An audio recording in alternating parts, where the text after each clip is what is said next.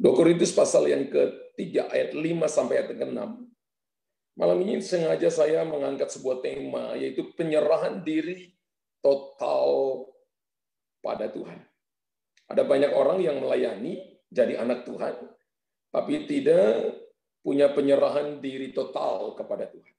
Nah, Tuhan mau itu penyerahan diri kita total kepadanya. Mari kita lihat 2 Korintus 3 ayat 5 dan 6. Dengan diri kami sendiri, kami tidak sanggup untuk memperhitungkan sesuatu seolah-olah pekerjaan kami sendiri. Tidak, kesanggupan kami adalah pekerjaan Allah. Lihat Rasul Paulus berkata bahwa kesanggupan dia itu adalah pekerjaan Allah, bukan kekuatannya sendiri. Ayat 6, ialah yang membuat kami juga sanggup menjadi pelayan-pelayan dari suatu perjanjian baru yang tidak terdiri dari hukum yang tertulis, tetapi dari Roh. Sebab hukum yang tertulis mematikan, tapi Roh menghidupkan. Bapak Ibu, dengan jelas 2 Korintus pasal yang ke-3 ayat yang ke-5 berkata bahwa dengan diri kami sendiri kami tidak sanggup memperhitungkan sesuatu seolah-olah pekerjaan kami sendiri. Rasul Paulus berkata, tidak, kesanggupan kami adalah pekerjaan Allah. Jadi kemampuan yang Tuhan berikan kepada kita, itu adalah kemampuan untuk melakukan pekerjaan Tuhan. Kita nggak bisa lakukan dengan cara kita sendiri, kemampuan kita sendiri, karena sangat terbatas, otomatis sangat terbatas.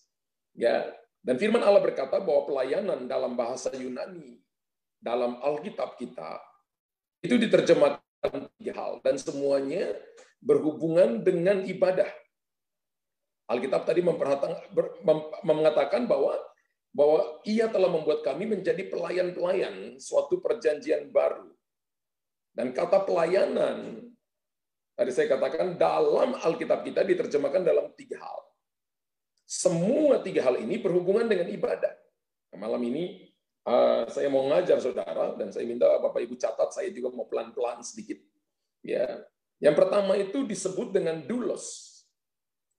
Ya, doulos itu artinya melayani sebagai budak atau melayani sebagai hamba. Ya. Doulos itu artinya melayani sebagai budak atau melayani sebagai hamba. Kalau Bapak Ibu perhatikan baik-baik dalam Alkitab, kitab Kejadian sampai kitab Wahyu, maka ada 3 jenis budak. Ada budak yang bisa dipercaya atau hamba yang bisa dipercaya. Hamba Abraham namanya Eliezer. Dia bisa menaruh tangannya di pangkal paha Abraham, mengambil sumpah untuk mencari istri bagi Ishak anak Abraham. Hamba yang dapat dipercaya. Bahkan semua kekayaan tuannya diurus oleh hamba ini. Ini hamba yang dapat dipercaya. Kemudian yang kedua adalah hamba upahan. Masuk jam 9 pagi, pulang jam 5 sore, dapat upah 2 peser atau 1 duit. 1 hari, itu hamba upahan. Hamba yang ketiga adalah disebut dengan doulos. Doulos itu adalah budak atau hamba atau seorang yang tidak mempunyai kepentingan. Jadi kalau dia sudah jadi doulos, jadi hamba yang paling rendah, sudah tidak punya kepentingan. Seseorang yang masuk di dalam ketaatan penuh. Dan seorang hamba yang paling rendah yang namanya doulos sudah tidak lagi memiliki kehendak. Ya, manusia punya pikiran, perasaan, kehendak. Seorang yang namanya doulos tidak lagi punya kehendak. Kehendak dia itu milik tuannya. Saudara bisa bayangkan. Jadi apa yang harus dilakukan oleh seorang yang bernama doulos ini? Hanya taat sepenuhnya. Hanya melayani sepenuhnya. Yang ada hanya kerendahan hati dan rasa tidak berdaya. Kalau kita bicara tentang pelayanan, dan ukurannya adalah ukurannya sampai doulos, maka Alkitab berkata bahwa Tuhan Yesus ketika dia datang ke dunia ini, dia tidak mengambil rupa seorang hamba yang dapat dipercaya. Dia tidak mengambil rupa seorang hamba upahan, tapi dia mengambil rupa hamba yaitu doulos. Dalam Filipi pasal 2 berkata, bahkan dia mengambil rupa seorang hamba, kata yang di situ adalah doulos. Artinya hamba yang datang dengan ketaatan penuh dan tidak punya lagi kehendak. Yang ada apa? Kerendahan hati, rasa tidak berdaya. Jadi kalau kita melayani dan kita masih merasa bahwa kita hebat, kita mampu, mungkin kita belum bisa melayani Tuhan. Roma pasal 1 ayat yang pertama, yang ditulis oleh Rasul Paulus kepada orang-orang yang ada di Roma, dari Paulus, hamba Kristus Yesus, yang dipanggil menjadi rasul dan dikuduskan untuk memberitakan Injil Allah. Hamba yang dimaksudkan oleh Paulus adalah dia sendiri. Dan hamba ini, kata hamba ini yang ditulis ayat yang pertama, itu dari kata doulos atau kata budak. Budak itu artinya tidak punya harga. Karena telah dibeli dan tidak punya lagi kehendak. Katakan, saya ini hamba. Di hadapan Tuhan, saya sudah tidak punya lagi kehendak. Saya harus melayani dengan kerendahan hati, dengan sepenuh hati. Amin. Jadi tidak ada sebuah pilihan. Pilihan kita adalah pilihan yang Tuhan taruh dalam hati kita. Sudah tidak lagi asal maunya kita. Karena kehendak kita sudah dikuasai oleh kehendak Tuhan. Roma pasal 6 ayat 22 juga diterjemahkan dengan kata doulos. Roma 6 ayat 22 berkata, tetapi sekarang setelah kamu dimerdekakan dari dosa, dan setelah kamu menjadi hamba Allah, kamu beroleh buah yang membawa kamu kepada pengudusan, dan sebagai kesudahannya ialah hidup yang kekal. Kata hamba di sini juga dipakai kata doulos. Kamu menjadi hamba Tuhan, kamu menjadi budak Allah. Kalau kita bilang saya hamba Tuhan, maka saya ini adalah budaknya Tuhan. Saya sering berkata, saya ini kacungnya Tuhan.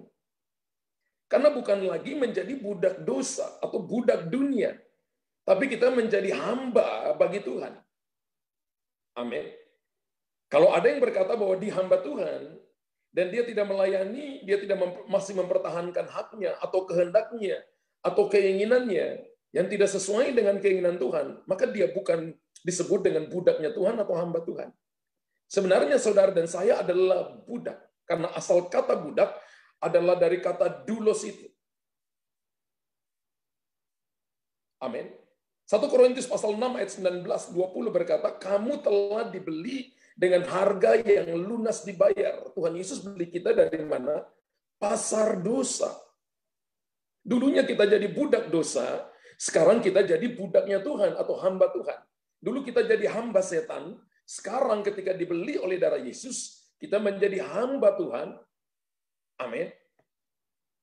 Nah, siapapun yang mengakui dirinya telah ditebus oleh darah Yesus adalah budak Tuhan Yesus. Adalah hamba Tuhan Yesus. Hebatnya, saudara, ketika Anda dan saya ditebus oleh darah Yesus, awalnya jadi budak, jadi hamba, lalu Tuhan berikan kepada saudara yang namanya diadopsi. Diadopsi jadi apa? Putra dan putri. Sudah diadopsi, kasih warisan lagi. Wow. Itu namanya kasih karunia. Nah, saudara dan saya adalah doulos. Dan hamba Kristus yang tidak lagi punya kehendak. Kalau kita doulos, berarti saya hamba Kristus, hamba Tuhan Yesus, yang tidak punya lagi kehendak.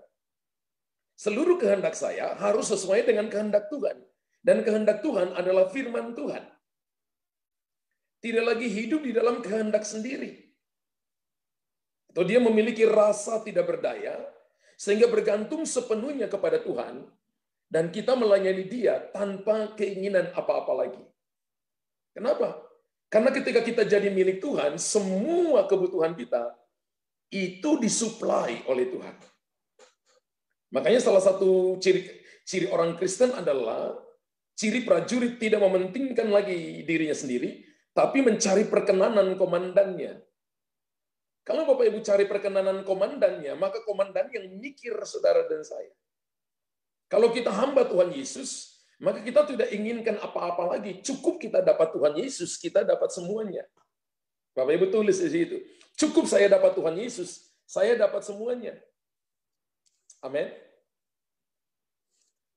Ketika Anda dapat Tuhan Yesus, Anda dapat segalanya. Jadi hal yang pertama Yang kita belajar dari kata pelayanan, yang pertama adalah doulos. Yang kedua adalah diakonos. Diakonos adalah pelayanan dapur atau pelayanan meja.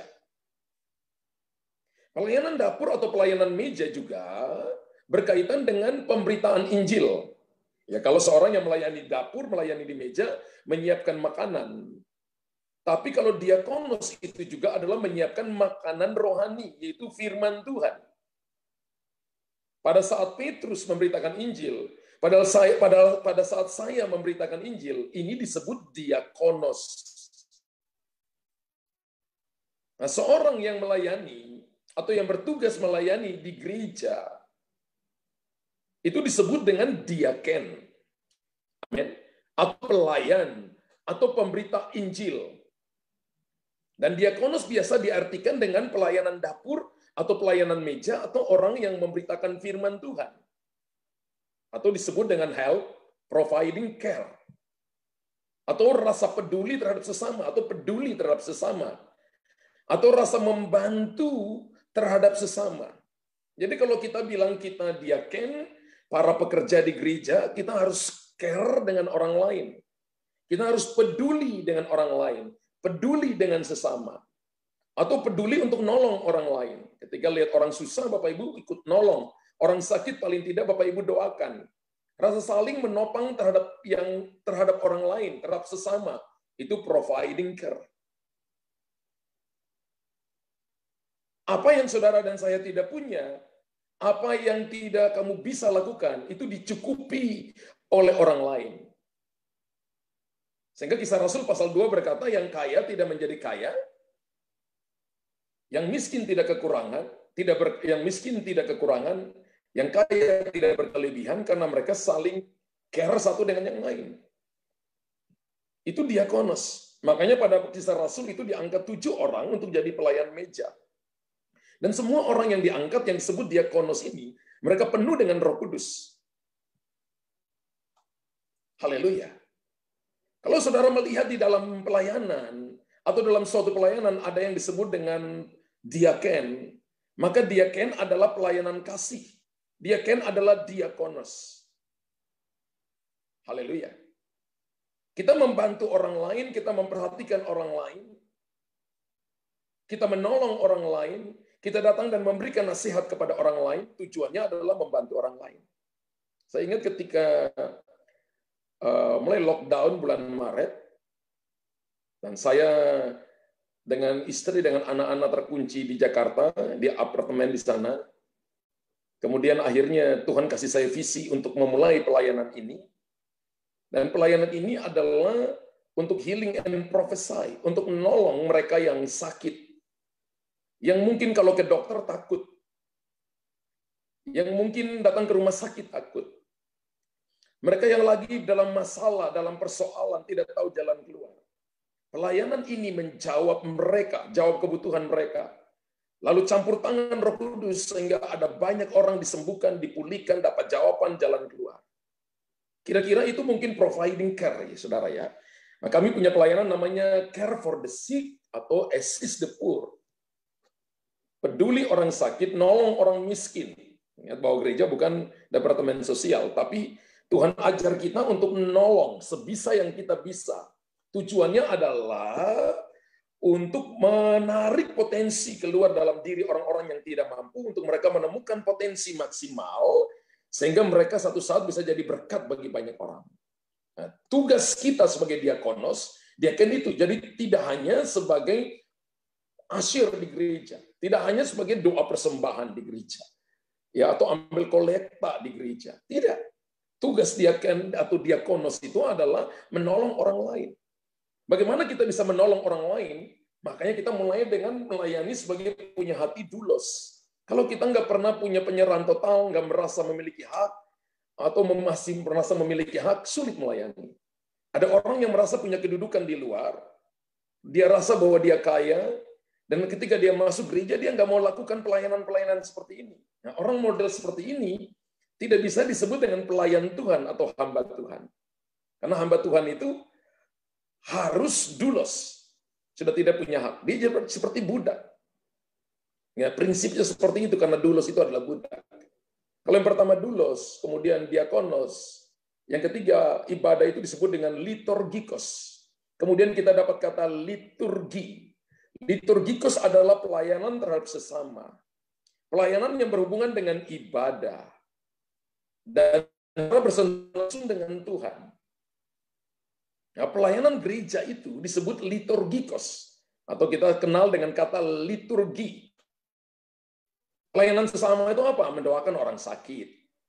Saudara mendoakan orang yang terhilang, yang sudah tidak lagi datang ke gereja, ya, yang sudah tidak lagi percaya kepada awalnya percaya, kemudian sudah tidak lagi percaya kepada Tuhan, sudah tidak pernah lagi masuk gereja, kepahitan, tidak mau masuk lagi, perlu didoakan. Itu disebut dengan liturgikos. Karena itu gereja punya pendoa syafaat dan sebagainya. Amin. Ada divisi-divisi pelayanan di mana pelayanan kesembuhan ada. Ini adalah salah satu wadah yang Tuhan berikan untuk saudara dan saya yang datang, yang sakit, untuk mengalami kesembuhan di sini. Amin. Inilah 3 jenis pelayanan yang saudara bisa artikan dari bahasa aslinya atau bahasa Yunani dalam Alkitab. Jadi, doulos, diakonos, liturgikos. Jadi kalau kita membahas tentang pelayanan, tidak akan lari dengan namanya ibadah. Makanya orang yang suka ibadah, suka melayani Tuhan, itu dapat 5 berkat istimewa.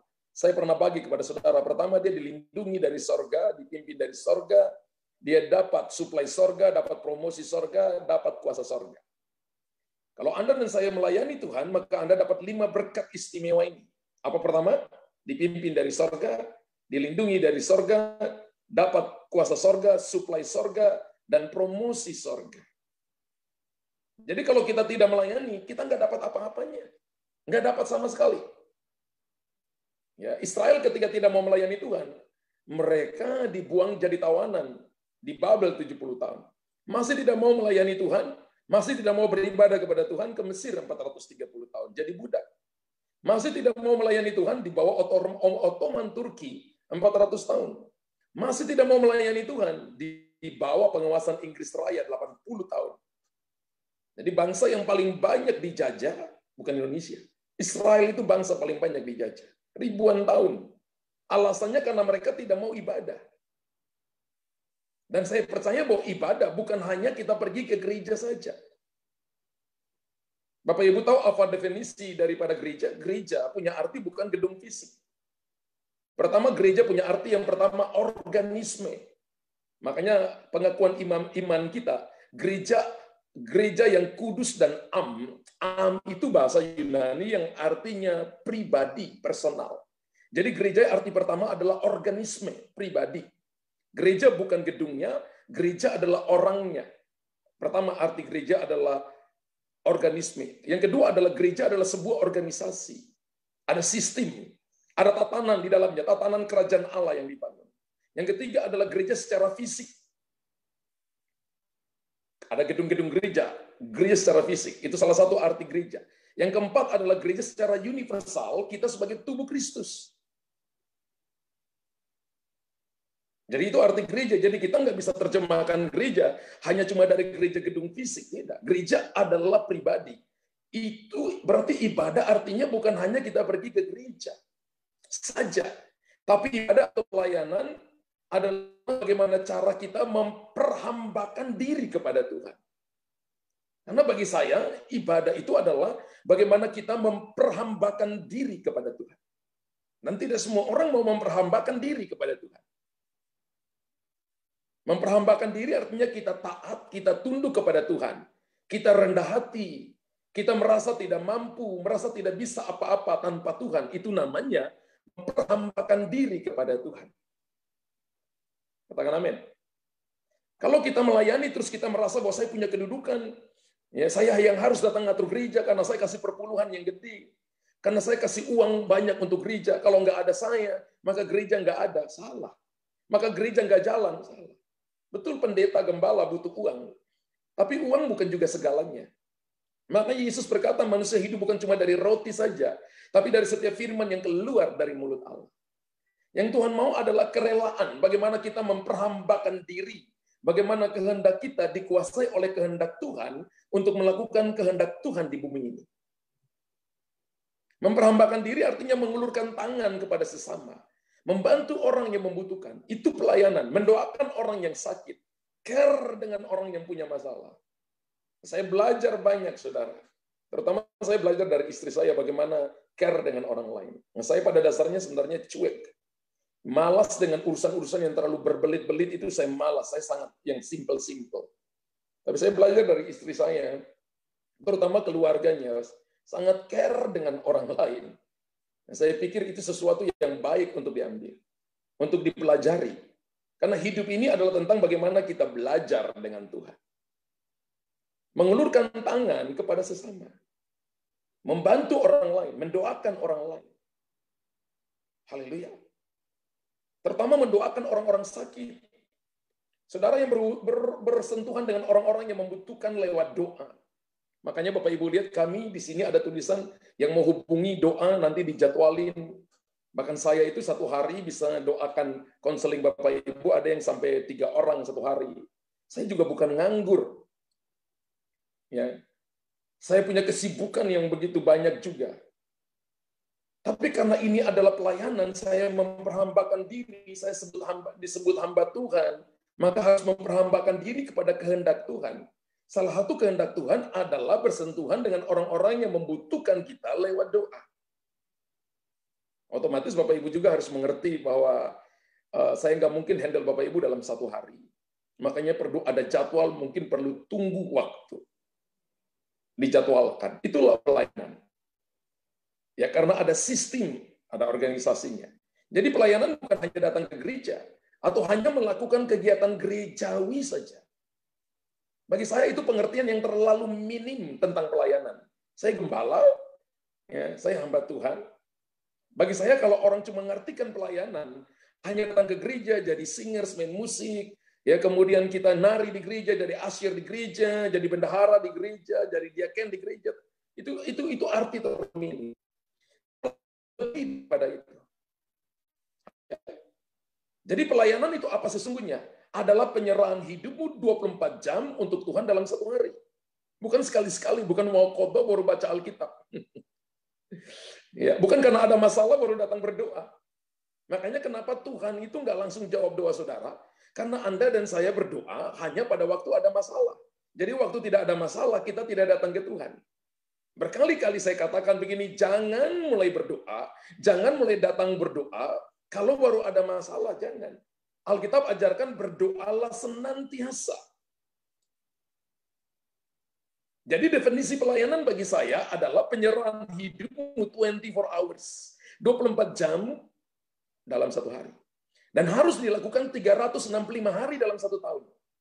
Tanpa sadar ini, besok sudah selesai bulan November. Kita akan masuk di bulan Desember. Lalu kemudian kita akan beralih ke 2021. Hari begitu cepat. Apakah Bapak Ibu menyerahkan hidupmu 24 jam sehari dan 365 hari dalam satu tahun? Kalau saudara dan saya masuk dalam dimensi ini, barulah disebut pelayananmu sempurna. Itu yang namanya penyerahan hidup total.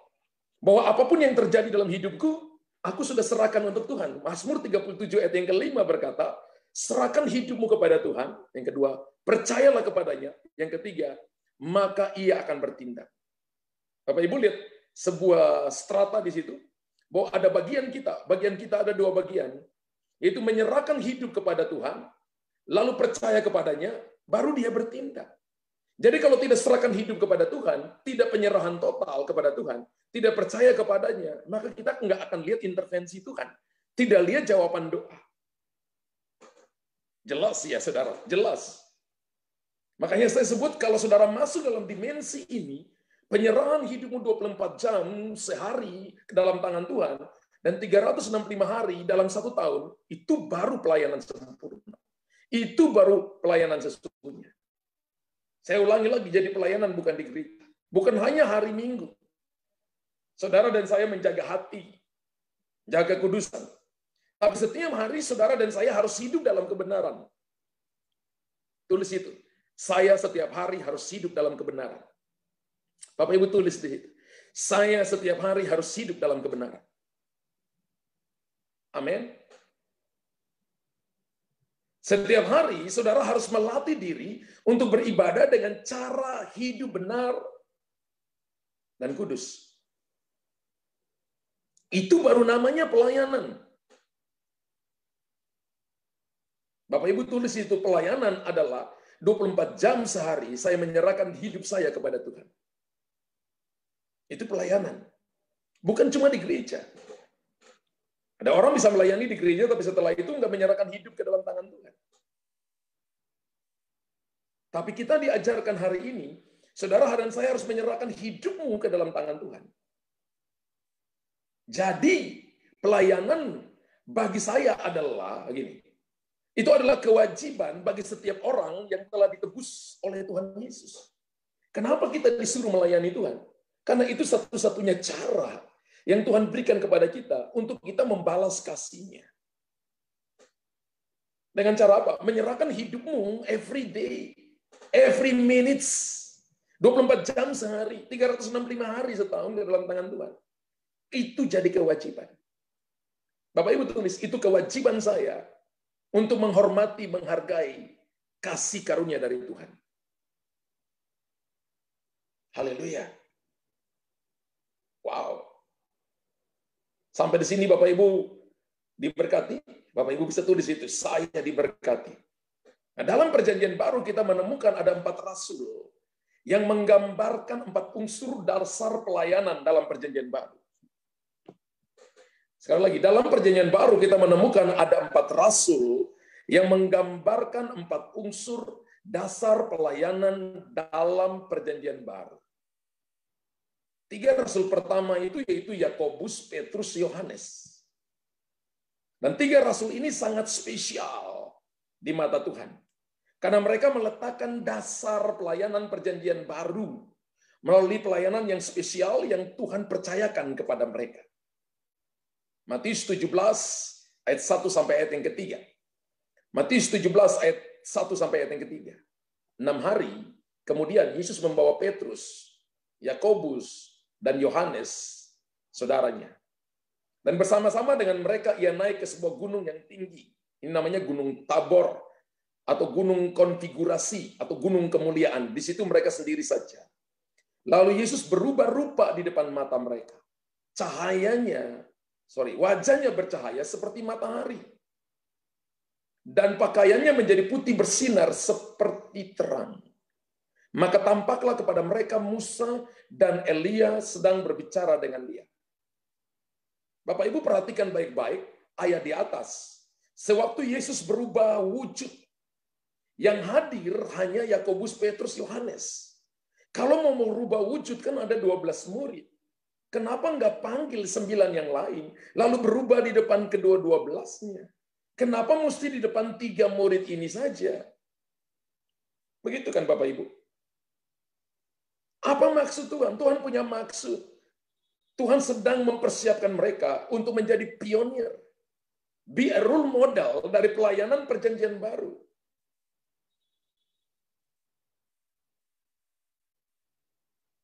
Lukas 8 ayat 51, Bapak Ibu lihat. Setibanya di rumah Yairus, Yesus tidak memperbolehkan seorang pun ikut masuk dengan dia, kecuali Petrus, Yohanes, Yakobus, dan ayah anak itu serta ibunya.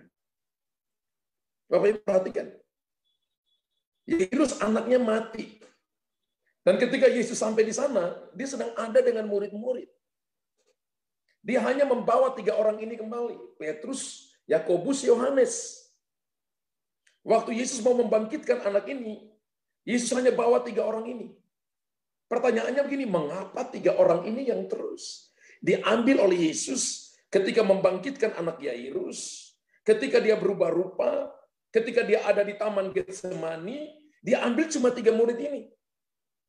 Kalau saudara telisuri benar-benar barulah menemukan intisari mengapa hanya 3 rasul ini yang spesial di mata Tuhan. Alasannya, intisarinya adalah karena Tuhan mau meletakkan dasar perjanjian baru, pelayanan perjanjian baru. Melalui ketiga rasul ini, yaitu Yakobus, Petrus, Yohanes. Markus pasal 14 ayat 33 sampai 34, ketika Yesus mau ditangkap di Taman Getsemani oleh orang Yahudi, dan ia membawa Petrus, Yakobus, dan Yohanes sertanya, ia sangat takut dan gentar. Petrus, Yakobus, Yohanes lagi. Lalu katanya kepada mereka, hatiku sangat sedih, seperti mau mati rasanya. Tinggallah di sini dan berjaga-jagalah. Waktu Yesus mau ditangkap, dan dia berdoa di tangan Getsemani selama 3 kali. Yang menemani dia berdoa, yang tahu bahwa dia sedang ketakutan, adalah Petrus, Yakobus, Yohanes. Haleluya. Bapak Ibu perhatikan baik-baik. Pertanyaan kembali, mengapa selalu 3 rasul ini yang boleh ikut dengan Yesus? Saya bold lagi kepada saudara, karena mereka lah yang akan meletakkan dasar bagi pelayanan perjanjian baru. Saudara melihat karakteristik dari pelayanan-pelayanan mereka, mengapa Yesus memilih mereka? Mengapa Yesus memilih mereka?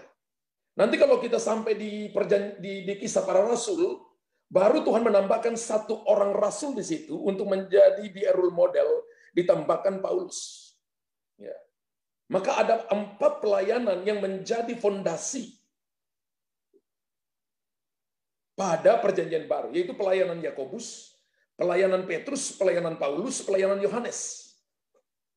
Mereka berempat inilah yang meletakkan dasar di dalam perjanjian baru.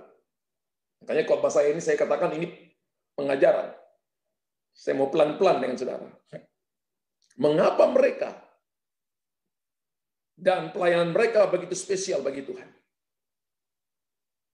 Pertanyaannya, mengapa mereka dan kenapa pelayanan mereka begitu spesial di mata Tuhan?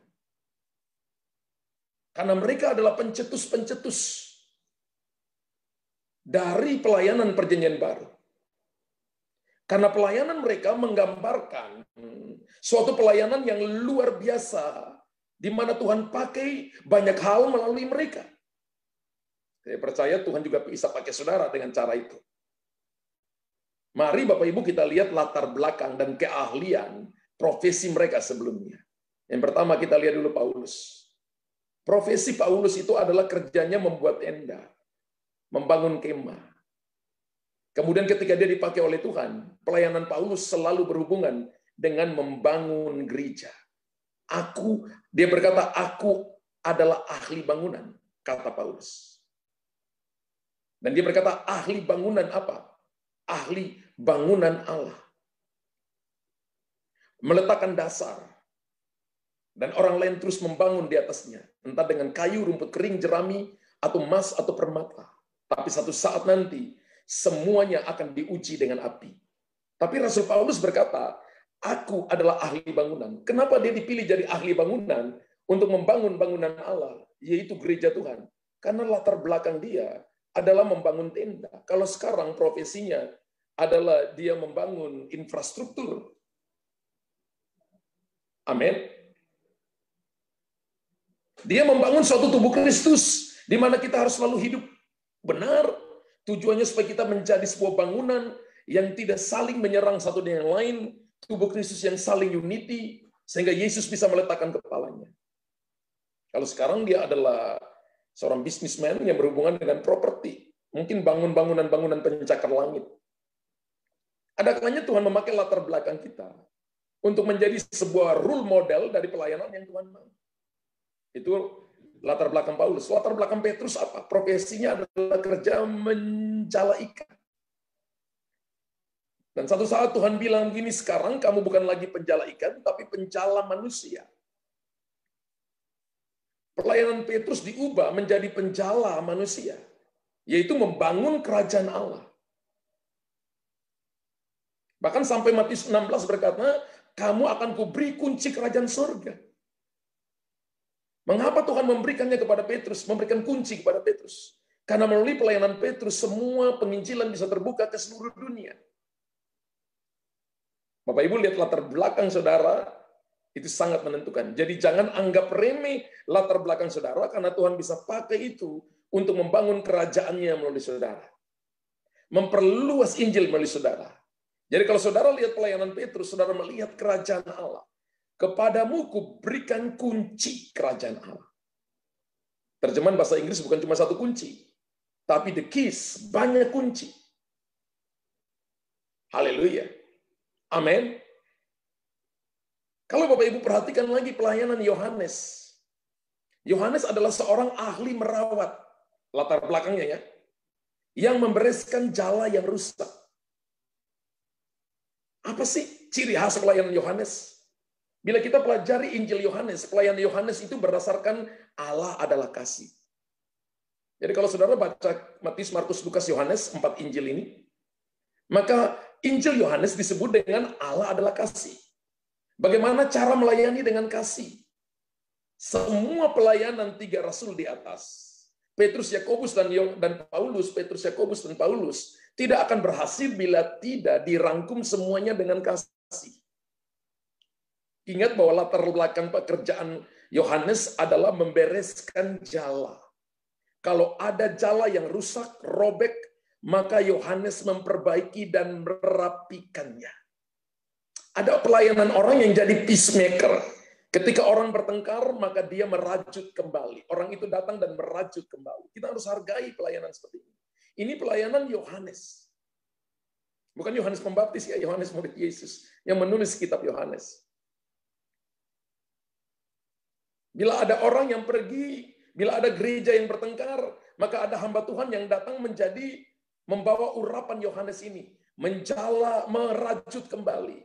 Jala yang rusak, jala yang robek, memperbaiki dan merapikan kembali, sehingga jadi baru, supaya bisa menangkap jiwa-jiwa untuk Tuhan.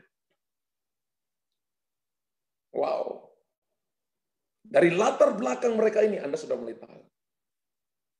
Bagaimana dengan Yakobus? Kan Paulus sudah, Petrus sudah, Yohanes. Bagaimana dengan Yakobus? Saya coba mencari latar belakang profesi pekerjaan Yakobus.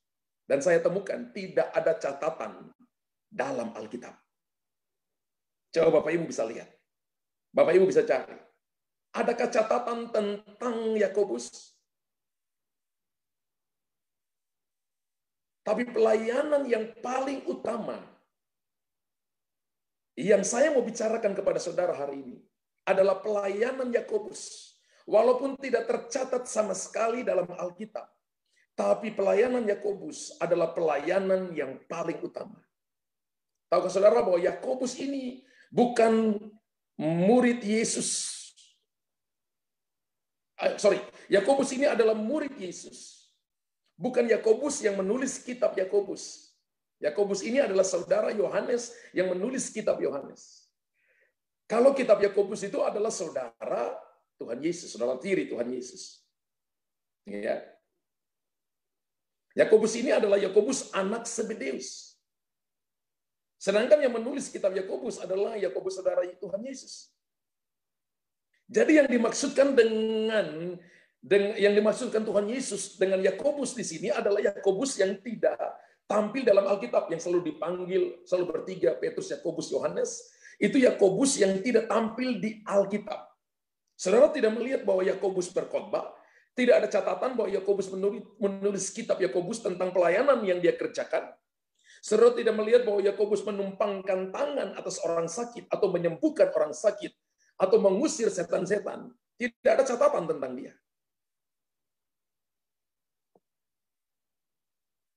Tidak ada satu tulisan apapun tentang Yakobus yang ini. Tapi saya beritahukan kepada saudara, tapi melalui pelayanan Yakobus, maka semua pelayanan lainnya bisa berjalan. Wow. Selanjutnya kita akan membahas pelayanan keempat Rasul Kristus tersebut dan meletakkan 4 dasar pelayanan. Dan kita lihat pelayanan Yakobus. Tadi Paulus, Petrus, Yohanes. Saya beritahukan kepada saudara apa pelayanan Yakobus. Ada yang tahu? Apa pelayanan Yakobus? Kalau dalam Alkitab pun tidak ada satu catatan. Kira-kira menurut saudara apa pelayanan Yakobus? Saya beritahukan kepada Bapak Ibu, dia salah satu murid Yesus. Dan dari 12 rasul Yesus, Yakobus adalah rasul Yesus Kristus yang pertama mati sebagai martir. Saya ulangi ya. Saya ulangi. Dari 12 murid Rasul Tuhan Yesus, Yakobuslah Rasul Kristus yang pertama mati sebagai martir. Itu berarti bahwa dasar pelayanan yang pertama adalah penyerahan diri total kepada Tuhan. Penyerahan diri total saudara dan saya kepada Tuhan. Yakobus sekalipun tidak melakukan satu mujizat, tidak khotbah dengan hebat, tidak ada tulisan tentang dia. Tapi Tuhan tahu orang ini punya sebuah penyerahan total yang akan menjadi fondasi untuk sebuah pelayanan, untuk sebuah pergerakan, terobosan, dan untuk membangun begitu banyak iman orang Kristen di seluruh dunia. Dia selalu masuk dalam 3 tim inti. Yakobus, Petrus, Yohanes, Yakobus, Petrus, Yohanes. Karena Tuhan telah melihat dalam dirinya bahwa orang ini punya penyerahan diri total kepada Tuhan. Harusnya kalau kita panggil, kita harus panggil orang yang kelihatan dong, supaya orang bisa lihat. Ini seorang yang tidak kelihatan, tapi bahwa dampaknya luar biasa. Apa artinya pelayanan tanpa pengorbanan sih? Ketika Bapak Ibu melayani tanpa berkorban, maka nol. Tapi setiap kali ada korban, maka api turun dari langit.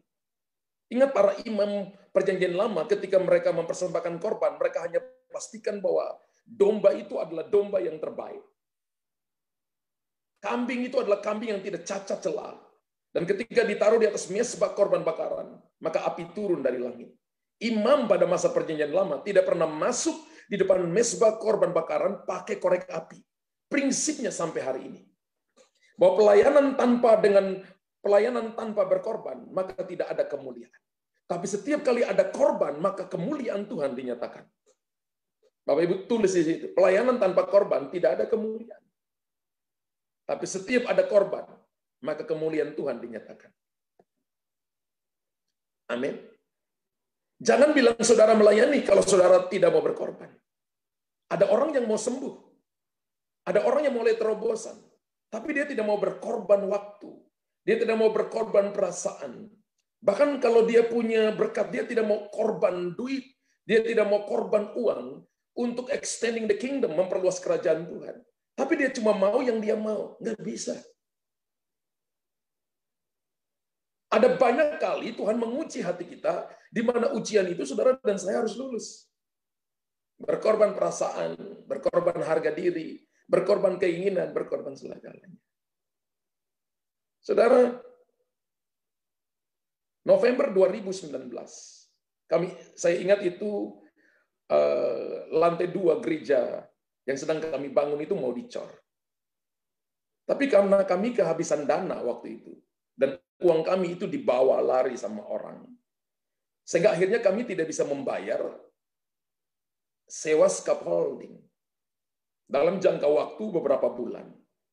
Kemudian dari pihak scaffolding itu, mereka memaksa untuk membongkarnya. Sehingga tim kami di lapangan berkata kalau bongkar itu berarti sudah lunas. Karena Anda pikir kami nggak bisa bayar, jadi anggap saja ketika Anda bongkar sudah lunas. Tapi ketika mereka sekarang datang lihat kami membangun dan sekarang kurang lebih tinggal 25% sudah selesai bangunannya, mereka kasih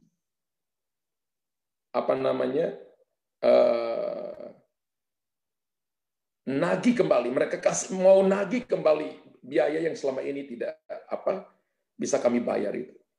Dan banyak sekali, jumlahnya banyak, saudara.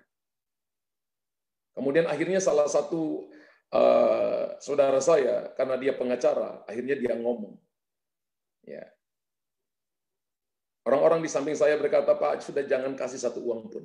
Karena kalau dibawa sampai di kepolisian, kita benar. Karena kita punya hitung dua kali upah.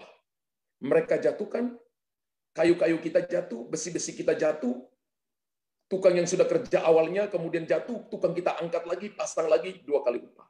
Belum hitung materialnya. Setelah dihitung material biaya upah, itu biayanya lebih besar daripada yang mereka minta. Dan ketika mereka datang minta, ya, orang-orang di sekeliling saya berkata, jangan kasih 1 rupiah pun. Secara logika saya katakan iya. Tapi ketika saya diam, Tuhan berkata, kenapa kamu nggak mau rugi sedikit?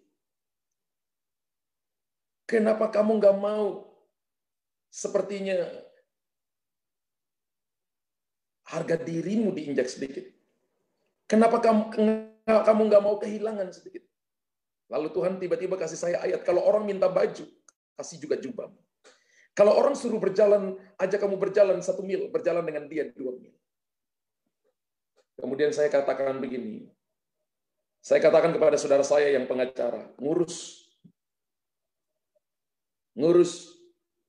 tawar, kalau bisa kita minta 50-50, win-win solution.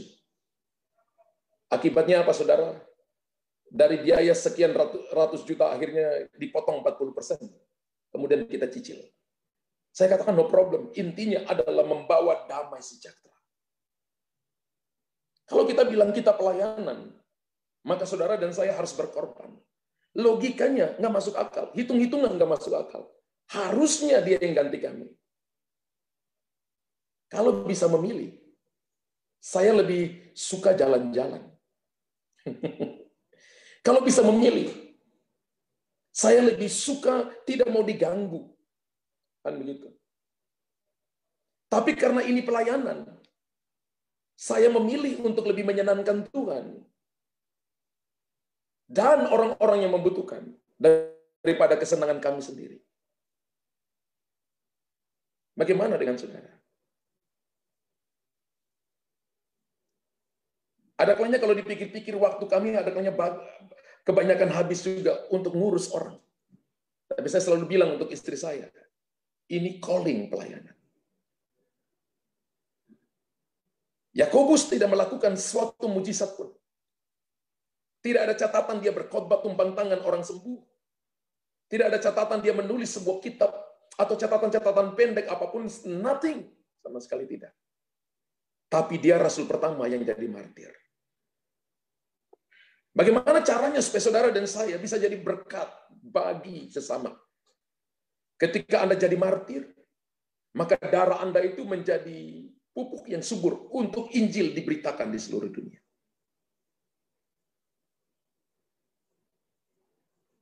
Ini adalah pelayanan pertama yang dilakukan oleh Yakobus.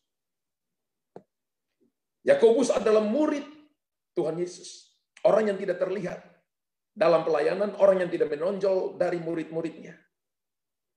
Wow. Tidak ada satu tulisan surat pun tentang dia dalam Alkitab. Tapi dia sangat penting, sangat spesial di mata Tuhan. Karena dia martir pertama dari rasul-rasul itu. Ada orang yang kepingin jadi martir, tapi tidak diizinkan oleh Tuhan. Semua sudah ditentukan oleh Tuhan. Kalau Bapak Ibu baca Kisah Rasul 12 ayat 2, ia menyuruh membunuh Yakobus, saudara Yohanes, dengan pedang. Siapa ini? Herodes. Ini martir pertama dari 12 murid. Setelah Tuhan Yesus mati dari kayu salib. Yang pertama kali dibunuh adalah Yakobus, saudara Yohanes, anak Zebedeus. Jadi begini, dasar dari pelayanan yang pertama adalah pengorbanan diri. Atau penyerahan diri total kepada Tuhan. Kalau hari ini Bapak Ibu belum serahkan diri total kepada Tuhan. Bapak Ibu hanya datang cari kesembuhan, cari berkat, hanya memperalat Tuhan. Untuk kesenangan Bapak Ibu. Maka itu belum penyerahan diri total kepada Tuhan. Tema kita hari ini adalah penyerahan diri total kepada Tuhan. Artinya Tuhan yang harus dapat untung. Semuanya. Tuhan Yesus menyerahkan diri secara total, mati bagi kita. Kalau saudara tidak menyerahkan diri total kepada Allah, maka kita masih punya harga diri. Tapi kalau Anda menyerahkan diri totalmu kepada Tuhan, maka tidak ada yang hilang. Amin. Kenapa kita nggak mau merasa sedikit direndahkan sih? Kenapa kita tidak merasa tidak berharga ketika orang tidak hargai kita? Merasa tidak diperhatikan, kenapa kita nggak mau lakukan seperti itu? Kenapa ketika kita tidak dipilih, kenapa kita tidak diangkat, kenapa waktu kita tidak dipedulikan oleh orang lain, kenapa kita mudah tersinggung? Karena kita masih punya kehendak yang kita pikir kita mampu, kita bisa.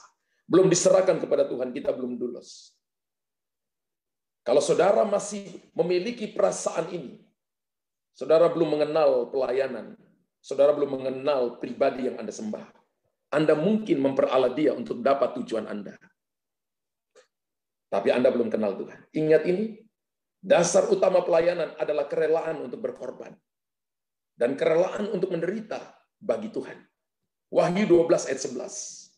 Wahyu 12 ayat 11 berkata, dan mereka mengalahkan dia oleh darah anak domba dan oleh perkataan kesaksian mereka. Karena mereka tidak mengasihi nyawa mereka sampai ke dalam maut. Bapak Ibu perhatikan, mereka mengalahkan di sini, dia itu adalah Lucifer. Lucifer itu adalah bintang timur. Lucifer, kemudian kita dapat kata Lucifer. Dia terbuat dari bintang, disebut bintang timur. Kalau Yesus kita disebut bintang fajar. Lalu mereka mengalahkan dia, orang-orang kudus mengalahkan dia, pertama darah anak domba. Perkataan kesaksian, tapi jangan lupa yang ketiga, tidak mengasihi nyawanya sampai pada maut, berkorban.